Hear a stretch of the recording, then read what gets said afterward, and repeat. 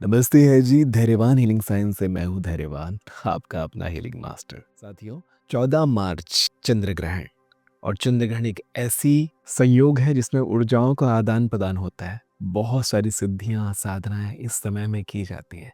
Healers के लिए ये तो गोल्डन पीरियड होता है जिसमें हम हीलर्स अपनी शक्तियों को बढ़ाने के लिए बहुत सारे रिचुअल्स करते हैं, अपनी सारी हीलिंग प्रैक्टिस को चंद्र ग्रहण के समय करते हैं। पर आज का ये जो उपाय मैं बताने वाला हूँ हम सभी के लिए, सभी आम लोगों के लिए है, जो इस रिचुअल को करके अपने जीवन में धन की ऊर्जा को एकदम से बढ़ा देते हैं। साथियों, आपको एक बहुत ज़रूरी बात समझनी पड़ेगी कि धन एक ऊर्जा है। पहले उसे एक ऊर्जा की तरह देखना शुरू कीजिए। बेशक आप काम करते हैं, बेशक आप मेहनत करते हैं, बेशक आप अपने स्किल से अपने धन को कमाते हैं। धन कमाना और धन को प्राप्त करना और धन को प्राप्त होना और धन का आपके जीवन में होना, ये सभी अलग अलग चीज़ें हैं।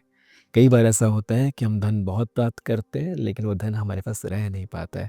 कई बार ऐसा होता है कि हम बहुत मेहनत करते हैं लेकिन वो धन हमें मिल ही नहीं पाता है। तो कहीं ना कहीं धन की उस ऊर्जा में ब्लॉकेजेस होते हैं जिसकी वजह से हमारे जीवन में धन नहीं आ पा रहा होता है या अपेक्षाकृत धन नहीं आ पा रहा होता है। तो इस चंद्र ग्रहण जो कि 14 मार्च को पड़ने वाला है, जिसमें होराष्टक का भी काल चल रहा होगा, इस समय हम 10 रुपए के एक सिक्के में एक ऐसा अनुष्ठान करेंगे जिससे हमारे जीवन में धन के ब्लॉकेजेस खुल जाएंगे, धन के नए रास्ते खुलने शुरू हो जाएंगे और जिस रास्ते से हमें धन आ रहा होता है वो रास्ता और बड़ा हो जाएगा, फ्लो बढ़ जाएगा।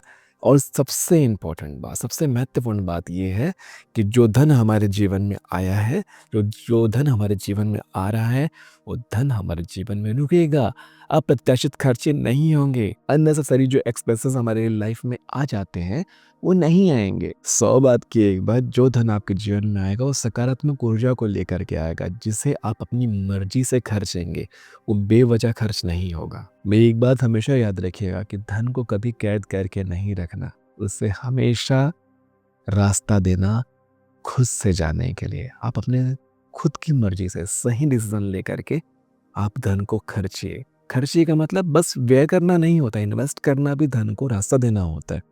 तो धन को हमेशा इन्वेस्ट कीजिए, अपने काम में, अपने शरीर में, अपने आप में, अपने ज्ञान में, प्रॉपर्टी में, सोना में। आप जो जहाँ उसे इन्वेस्ट कर सकते हैं, जितना उसको फ्लो में रखेंगे वो उतना ही बढ़ेगा। पूरा अर्थशास्त्र यही सिखाता है और गुरुओं ने भी प्राचीन काल में राजाओं को यही सिखाया था। ये कोई आजकल का फाइनेंशियल नॉलेज नहीं है, ये सदा से चली आ रही गुरुओं की शिक्षा है जो धन के लिए हमें सिखाई गई है कि लक्ष्मी माता हमेशा चलित अवस्था में होती है, वो हमेशा चंचल होती है, यहाँ से वहाँ, वहाँ से वहाँ वो आना जाना पसंद करती है। और एक कहावत जो हम हमेशा जानते हैं, यदि आप किसी और का पैसा उन्हें नहीं देंगे तो आपका पैसा कोई आपको क्यों देगा। यानी कि अगर आप किसी और की सर्विसेज नहीं खरीदेंगे तो आपकी सर्विसेज कोई और क्यों खरीदेगा, है ना। तो धन की जो विशेष चर्चा है वो तो हो गई। अब हम इस ब्लॉकेज को हटाने के लिए 10 रुपए के इस सिक्के में ये रिचुअल कैसे करेंगे। चंद्र ग्रहण रात में होने वाला है, कई बार चंद्र ग्रहण दिन में भी होता है। तो हम किस जगह में रहने वाले हैं, इस वीडियो को देखने वाले लोग देश विदेश में रहते हैं, तो आपके देश में, आपके जगह में चंद्र ग्रहण कौन से समय में होने वाला है ये हम नहीं जानते। इसलिए हम सिक्योरिटी के लिए पूरे 24 घंटे का समय लेंगे। 10 रुपए का एक साफ सुथरा सिक्का लेंगे जो कहीं से भी डैमेज ना हुआ हो, कहीं से भी खराब ना हुआ हो। एक साफ सुथरा सिक्का। चंद्र ग्रहण से एक दिन पहले ही या कुछ समय पहले ही आप नहा धोकर स्नान कर लीजिए। इस सिक्के को भी साफ कर लीजिए, पानी से, साबुन से साफ कर सकते हैं। गंगा जल हो तो बहुत पवित्र हो जाएगा, गौमूत्र की व्यवस्था हो जाए तब तो बहुत ही अति शुभ हो जाएगा। सिक्के को साफ सुथरा करने के बाद साफ कपड़े पहन लीजिए, उजले रंग के कपड़े पहन लीजिए और आराम से एक शांत कमरे में आकर बैठ जाइए। सिक्के को सामने रखकर किसी अच्छे आसन में रख सकते हैं, थाली में रख सकते हैं, किसी साफ कपड़े में रख सकते हैं। और इस सिक्के पर आपको सिंदूर से, जो पूजन स्थल में मिलता है ना सिंदूर, जो विवाहित स्त्री अपने सिर पर लगाती है, जो हनुमान जी को चढ़ता है, उसी सिंदूर से उस सिक्के में अपने नाम का पहला अक्षर लिख लीजिए। हिंदी में भी लिख सकते हैं, इंग्लिश में भी लिख सकते हैं। जैसे कि मेरा नाम धैर्यवान है तो मैं डी लिख सकता हूँ, या हिंदी में मैं ध भी लिख सकता हूँ, ध में ए की मात्रा भी लिख सकता हूँ। तो पहला अक्षर लिख लीजिए और उसके बाद बिल्कुल शांत होकर के, हाथ जोड़ करके, इस जो सिंदूर आपने लगाया है सिक्के में, सीधी सी बात है, गीला करके लगाए होंगे, है ना, या पानी से गीला करके रखें। जब तक वो सूख ना जाए तब तक आप प्रार्थना करें अपने सुखी जीवन के लिए, अपने धन के आगमन के लिए, अपने जीवन में धन के बारिश के लिए, कि मेरा काम बहुत अच्छे से चल रहा है, मेरे जीवन में धन के स्रोत खुल रहे हैं, धन के नए रास्ते खुल रहे हैं, धन का प्रवाह हो रहा है। और मैं तो यहाँ तक कहूँगा, केवल धन की ही नहीं, हर तरह की समृद्धि आपके जीवन की प्रार्थना करें। अच्छे स्वास्थ्य की, अच्छे खान पान की, अच्छे रहन सहन की, अच्छे संगत की, अच्छे रिश्तों की, सारी प्रार्थनाएं यहीं कर लीजिए। धन के साथ सब चीज़ें आती है। अगर सकारात्मक ऊर्जा से धन आता है ना, तो ये सारी चीज़ें भी साथ आती ही है। तो ऐसी प्रार्थनाएं करें, 5 से 6 मिनट में वो सिंदूर सूख जाएगा। अब इस सिंदूर से लगे हुए सिक्के को किसी ऐसी जगह में आपको रखना है जहां चंद्र ग्रहण में चंद्र की रोशनी पड़ेगी।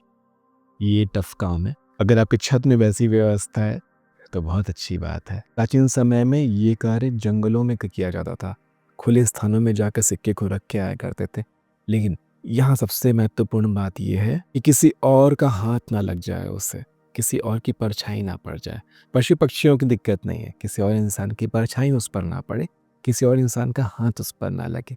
तो जहाँ सबसे सुरक्षित जगह हो सकता है, जहाँ चंद्र ग्रहण के समय चंद्र की रोशनी उस सिक्के पर पड़ सकती है, वैसी जगह पर जाकर उस सिक्के को रखाइए। पूरे चंद्र ग्रहण काल के खत्म होने के बाद इसे उठाना कैसे है, खुद से मत उठाइए। अपने घर की माताएं या बहनें जो होती हैं, सौभाग्यवती स्त्री जो होती है, जो भद्र स्त्री होती है। सौभाग्य स्त्री का मतलब कुछ लोग ये भी समझते हैं जिनकी शादी हो चुकी है, जो गृहस्थ में है, और जो स्त्री किसी भी कारण से विधवा हो गई है तो उससे नहीं छूने देना है, उसको नहीं छुआना है, ऐसा कुछ नहीं है। एक सौभाग्य स्त्री कहने का मतलब एक भद्र स्त्री, जो स्त्री विधवा भी हो गई है और वह भी प्रभु भक्ति में लीन है, अगर वो उनका आचरण, उनके कर्म बहुत ही भद्र है, तो उसे भी सौभाग्यवती स्त्री ही मानेंगे। आपकी माता यदि बहुत वृद्धा हो चुकी है, आप उनसे ये करा सकते हैं, अपनी बहन से करा सकते हैं, अपनी स्त्री से जिनसे आपका विवाह हो चुका है उनसे करा सकते हैं। ये रिचुअल बहुत सारी ऐसी स्त्रियां कर रही हैं, जो खुद स्त्रियां हैं वो कर रही हैं। तो क्या आप अपने हाथ से उठा सकते हैं? नहीं, अपनी माता से उठवाइएगा, किसी और स्त्री के हाथ से उसे उठाइए। और उठाने के बाद ऐसे सिक्के को कहीं पे तो नहीं रखोगे, किसी कपड़े में ही रखोगे ना, तो कपड़े समेत अपने हाथ में उनके हाथ से ग्रहण करिए, मतलब वो उठा करके आपको देंगे। और पहला काम, उस सिक्के को आप अपने माथे से लगाएंगे, अपनी आज्ञा चक्र से छुआ लेंगे, यानी कि अपनी थर्ड आई से टच करेंगे। और टच करने के बाद इस पूरी ऊर्जा को स्वीकार करेंगे। मतलब कि ये जो पूरी दैवी ऊर्जा यहाँ बनी थी, उससे आप पूरे मन से, पूरे हृदय से स्वीकार कर लेंगे। स्वीकार करने के बाद आप इस सिक्के को कहाँ संभाल के रखना है, ये भी एक प्रश्न है। जहाँ आपकी तिजोरी है, या आपका पर्स है, या जहाँ आप अपने धन को सुरक्षित रखना पसंद करते हैं। अब बैंक अकाउंट में तो नहीं रख सकते, तो जहाँ आप अपने घर के धन को रखना पसंद करते हैं वहाँ रखें। या घर में पूजन स्थल होगा तो माता लक्ष्मी की जो मूर्त या फोटो होती है उनके चरणों में रख दीजिए। लेकिन कहीं ना कहीं मेरा अनुभव ये कहता है कि साफ सफाई में वो सिक्का कहीं ना कहीं इधर उधर हो जाता है। तो आप अपने अंडर रखें उसे, उस संभाल कर, अपनी समझदारी से संभाल कर रखें, क्योंकि आपने अपने लिए ये पूरा का पूरा अनुष्ठान किया। और इस अनुष्ठान के करने के 11 दिन के बाद ही आपको इसका जादुई रिजल्ट मिलना शुरू हो जाएगा। मैं चाहता हूँ, खासकर इस पहली बार मैं ये कह रहा हूँ, कभी मैं नहीं कहता कि सब्सक्राइब कीजिए, लाइक कीजिए या कमेंट कीजिए, ये कहने की आवश्यकता नहीं होती, आप लोग वैसे भी करते हैं। लेकिन मैं बस ये चाहता हूँ, इस अनुष्ठान के बाद जब आपके जीवन में इसका लाभ मिलना शुरू हो जाए तो कमेंट में ज़रूर बताइएगा, या इंस्टाग्राम में आप मुझे मैसेज करके ही बता सकते हैं। पर अगर आप कमेंट करेंगे तो सब देखेंगे, तो मुझे ये बहुत अच्छा लगेगा। जो फ़ायदा आपको मेरी इस बात से हुआ है वो मुझे पता चले, तो मुझे ये बहुत अच्छा लगेगा। तो इस बार आप इस वीडियो में अपने अनुभव को कमेंट में लिखकर ज़रूर बताइएगा। आशा करता हूँ ये अध्याय भी आपको बहुत अच्छे से समझ में आया होगा। मिलते हैं आने वाले अध्यायों में, तब तक के लिए नमस्ते है जी।